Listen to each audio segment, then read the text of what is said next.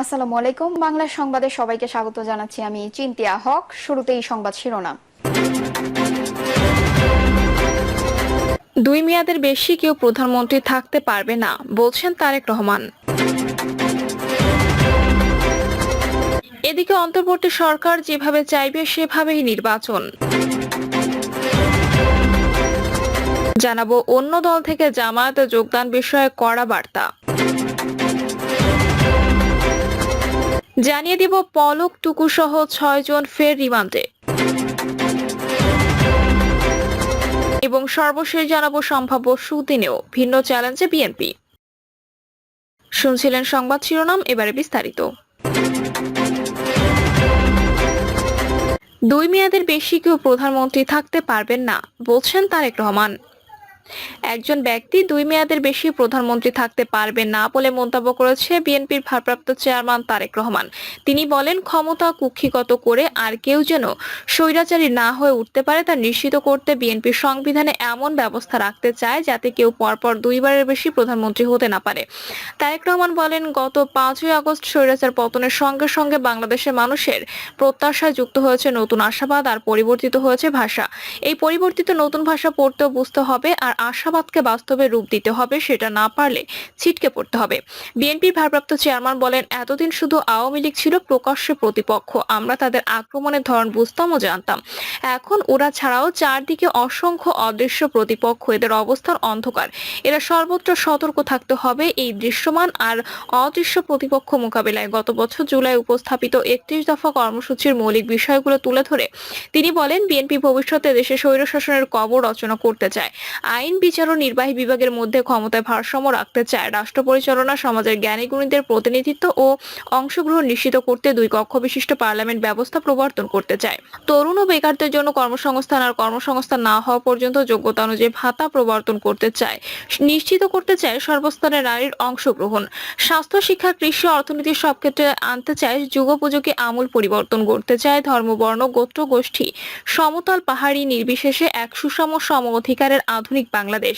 তিনি দলের সব নেতাকর্মীদের এই বার্তা জনগণের দোরগোড়ায় পৌঁছানোর নির্দেশ দেন। তিনি আরো বলেন, শহীদ প্রেসিডেন্ট জিয়াউর রহমান ও দেশনেত্রী বেগম খালেদা জিয়ার সফলতা আর জনপ্রিয়তার একমাত্র ভিত্তি ছিল দেশের সর্বস্তরের মানুষের অকৃত্রিম ভালোবাসা। এদেশের মানুষের প্রাণঢালা ভালোবাসা আর আস্থাই বিএনপির একমাত্র শক্তি।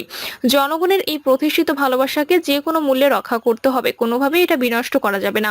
আর কেউ যদি কোনো অপচেষ্টা লিপ্ত হয় তাহলে সে যত বড়ই হোক, দল তাকে বিন্দুমাত্র প্রশ্রয় দেবে না বলে দৃঢ় সতর্ক বার্তা পৌঁছে দেন। বিএনপির পরিবার ঐক্যবদ্ধ থাকলে যে কোনো ষড়যন্ত্র মোকাবেলা করে অতীতের মতো আবারও দল হিসেবে সফল হবেন, এই আশাবাদ ব্যক্ত করেন তিনি। অন্তর্বর্তী সরকার যেভাবে চাইবে সেভাবেই নির্বাচন। অন্তর্বর্তী সরকার যেভাবে চাইবে সেভাবে নির্বাচন অনুষ্ঠিত হবে মন্তব্য করেছেন জাতীয় পার্টির চেয়ারম্যান জি এম কাদের বলেন, কিছু বিষয়ে জাতীয় পার্টিকে ঢালাওভাবে দোষারোপ করা হচ্ছে। আমরা স্বৈরাচারের দোষর ছিলাম না, সমালোচনা করেছি। আমরা জনগণের পক্ষে ছিলাম। রংপুরে জাতীয় পার্টির ছেলেরা হামলা, মামলা ও গ্রেপ্তারের শিকার হয়েছে। অন্তর্বর্তী সরকারের কাজে সন্তুষ্ট জানিয়ে জাতীয় পার্টির চেয়ারম্যান বলেন, জনগণের ইচ্ছাকে প্রাধান্য দিয়ে নির্বাচন দেওয়ার আহ্বান জানানো হয়েছে। তিনি আরো বলেন, অতীতে গণতান্ত্রিক প্রক্রিয়া ব্যাহত হয়েছে, সংবিধান ও শাসন পদ্ধতিতে ত্রুটি রয়েছে। নির্বাচন ব্যবস্থা ও শাসনতন্ত্র সুষ্ঠু করতে হবে। সরকারকে দলের পক্ষ থেকে কোনো টাইম ফ্রেম দেওয়া হবে না। সরকার যেভাবে চাইবে সেভাবে নির্বাচন হবে। দলীয়করণের মাধ্যমে তত্ত্বাবধায়ক সরকার দিয়েও প্রভাব বিস্তারের চেষ্টা হয়েছে উল্লেখ করে জি.এম. কাদের বলেন, জনগণের বিপুল ভোটে নির্বাচিত সরকার জনগণের মন জয় না করে প্রতিষ্ঠানের মন জয়ের চেষ্টা করে গেছে। কিছু পরামর্শ দিয়ে তিনি বলেন, নির্বাচন কমিশন সব দলের সিদ্ধান্তে গঠন করতে হবে, সম্পূর্ণ নিরপেক্ষ হতে হবে। পুলিশ প্রশাসন দলীয়করণ করা যাবে না। জাতীয় নির্বাচনের আগে স্থানীয় সরকার নির্বাচন দিলে বোঝা যাবে কতটুকু স্বচ্ছতা ফিরেছে। প্রধানমন্ত্রী দলীয় প্রধান একজন হতে পারবেন না। দল, সরকার এবং রাষ্ট্র এক হতে পারবে না। দুবারের বেশি কেউ প্রধানমন্ত্রী হতে পারবে না। প্রেসিডেন্ট নির্বাচন সব দলের অংশগ্রহণ হওয়া দরকার উল্লেখ করে জাতীয় পার্টির চেয়ারম্যান বলেন, রাষ্ট্রপতি প্রধানমন্ত্রীর উপর নির্ভরশীল থাকবেন না। রাষ্ট্রপতিকে প্রধানমন্ত্রীর হস্তক্ষেপ মুক্ত করতে হবে। সংবিধানের 116 বাতিলের কথা জানিয়ে জি.এম. কাদের বলেন, পঞ্চদশ সংশোধনী বাতিল করতে হবে, নইলে নতুন সংবিধান তৈরি করতে হবে। মামলা করলে পঞ্চদশ সংশোধনী বাতিল হওয়ার সম্ভাবনা রয়েছে। অন্য দল থেকে জামায়াতে যোগদান বিষয়ে করা বার্তা। অন্য দল থেকে কেউ এখন জামাতে ইসলামীতে যোগদান করতে পারবে না, আর যারা যোগদান করেছে তাদের কার্যকারিতা স্থগিত থাকবে বলে জানিয়েছে দলটি। গোলাম পরোয়ার বিবৃতিতে বলেছে, যে কেউ জামাতের আদর্শ উদ্বুদ্ধ হয়ে দলে যোগ দিতে পারে, তবে ছাত্র জনতার অভ্যুত্থানের পর বিশেষ পরিস্থিতি অতিক্রম করছি। জামাতে ইসলামী বৈষম্য বিরোধী আন্দোলনে যারা শহীদ হয়েছেন ও আহত হয়েছেন তাদের পরিবারের পাশে দাঁড়িয়ে তাদের শোকে অংশগ্রহণ করার কর্মসূচি বাস্তবায়ন করছে, পাশাপাশি বর্ণাঢ্যদের সহযোগিতায় কার্যক্রম চালিয়ে যাচ্ছে। পলক টুকু সহ 6 জন ফের রিমান্ডে। সাবেক ডাক, টেলিযোগাযোগ ও তথ্য প্রযুক্তি প্রতিমন্ত্রী জুনায়েদ আহমেদ পলক ও সাবেক ডেপুটি স্পিকার শামসুল হক টুকু সহ গ্রেপ্তার 6 জনকে 4 হত্যা মামলায় আবারও রিমান্ডে দিয়েছে আদালত। অন্যরা হলেন সাবেক ক্রীড়া উপমন্ত্রী আরিফ খান জয়, আওয়ামী লীগের সাংগঠনিক সম্পাদক আহমদ হোসেন, ঢাকা বিশ্ববিদ্যালয় ছাত্রলীগের সাধারণ সম্পাদক তানভীর হাসান সৈকত এবং চট্টগ্রাম বন্দরের সাবেক চেয়ারম্যান অবসরপ্রাপ্ত রিয়ার অ্যাডমিরাল মোহাম্মদ সোহাইল। গত 19 জুলাই কোটা সংস্কার আন্দোলনের সময় বাড্ডায় সুমন শিকদার এবং ঢাকা সূত্রাপুরের শিক্ষার্থী ইকরাম হোসেন কাউসার ও ওমর ফারুকের মৃত্যুর ঘটনায় দায়ের করা 2টি মামলায় পলককে 6 দিনের রিমান্ডে দেওয়া হয়। সম্ভাব্য সুদিনেও ভিন্ন চ্যালেঞ্জে বিএনপি।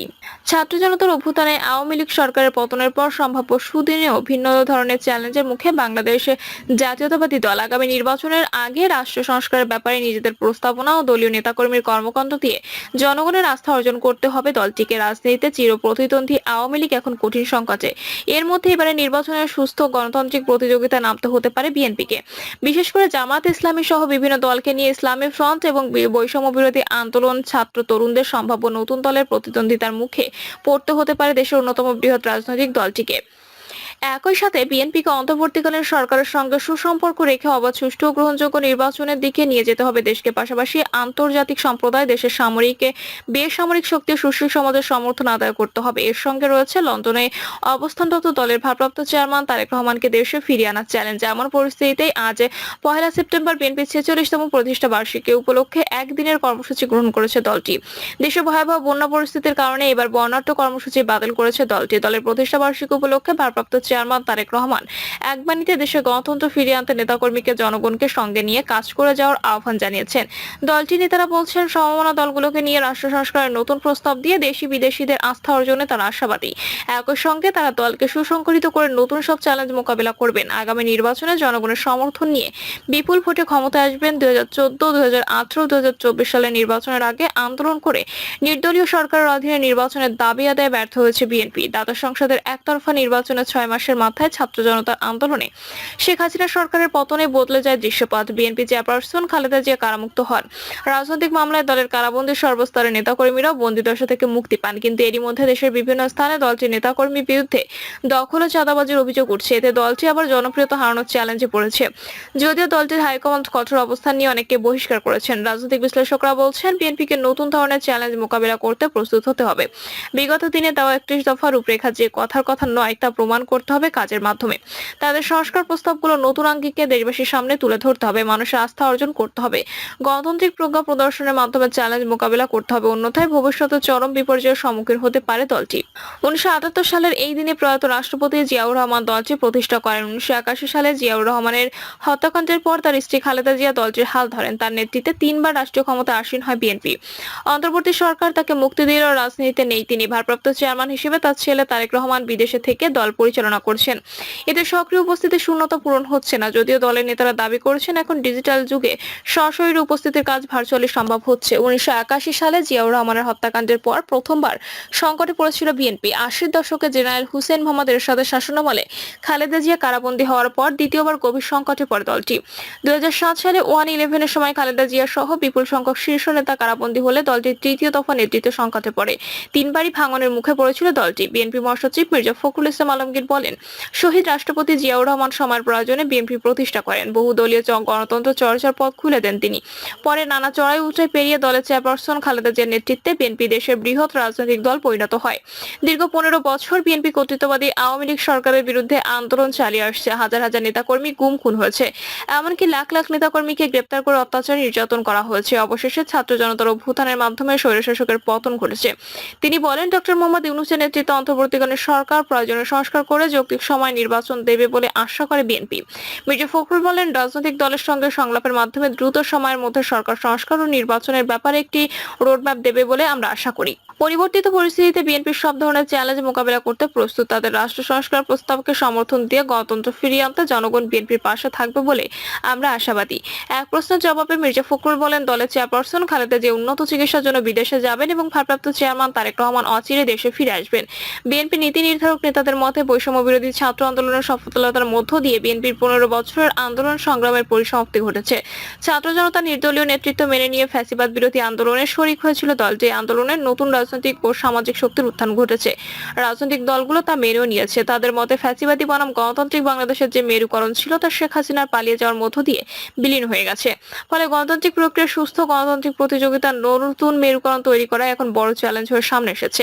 ছাত্র জনতার আন্দোলনে দেশের মানুষও আওয়ামী লীগের সঙ্গে বিএনপিকে তুলনা করছে। বিশেষ করে দুই দলের নেতাকর্মীর কার্যক্রমকে অনেকেই এখন চারিত্রিক বৈশিষ্ট্য সম্পন্ন বলে অভিহিত করেছেন। এই পরিস্থিতিতে সারা দেশের নেতাকর্মীর বিরুদ্ধে চাঁদাবাজি ও দখলদারির অভিযোগগুলোকে গুরুত্ব দিয়ে বিবেচনা করতে শুরু করেছে বিএনপি। যদিও দলটির শীর্ষ নেতারা এসব ঘটনাকে বিচ্ছিন্ন দাবি করে দলীয়ভাবে কঠোর ব্যবস্থা নেওয়ার কথা তুলে ধরছেন। সুজন সম্পাদক ডক্টর বদরুল আলম মজুমদার বলেন, বিএনপির এসব সম্ভাব্য সুদিন, তবে একই সঙ্গে তাদের চির প্রতিদ্বন্দ্বী আওয়ামী লীগ অস্তিত্বহীন হয়ে পড়ায় চ্যালেঞ্জের মুখে পড়েছে তারা। বিএনপি বড় রাজনৈতিক দল, তারা অতীতেও ক্ষমতায় ছিল। আগামী নির্বাচনে প্রতিপক্ষ কে হবে সেই প্রস্তুতি তাদের নিতে হবে। কয়েকটি ইসলামী দলের ফ্রন্ট হতে হবে, এতে জামায়াতে থাকতেও পারে, আবার নাও থাকতে পারে। প্রিয় দর্শক, এই ছিল এখনকার সর্বশেষ সংবাদ। আপডেট সব সংবাদ পেতে চ্যানেলটি সাবস্ক্রাইব করে বেল আইকনটি ক্লিক করে রাখুন।